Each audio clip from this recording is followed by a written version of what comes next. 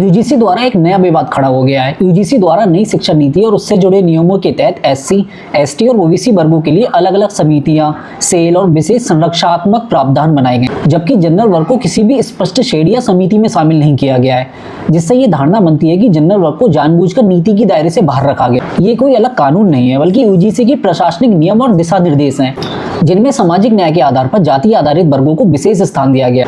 लेकिन सबसे मजेदार बात यह है कि जनरल वर्ग को यह मानकर अलग कर दिया गया है कि उन्हें किसी संरक्षण की आवश्यकता नहीं है। मतलब पहले ही जनरल वर्ग को बहुत ज्यादा शिक्षित और आत्मनिर्भर मान लिया गया है, यानी कि इसके हिसाब से देश में जनरल वर्ग वाले सबसे ज्यादा आत्मनिर्भर हैं, उन्हें किसी निर्भरता की जरूरत ही नहीं है। ये स्थिति संविधान के अनुच्छेद 14 यानी समानता के अधिकार के विरुद्ध मानी जा रही है, क्योंकि ये अनुच्छेद कहता है कि राज्य के सभी नागरिकों के साथ समान व्यवहार करना चाहिए, ना किसी एक वर्ग को पूरी व्यवस्था से बाहर कर देना चाहिए।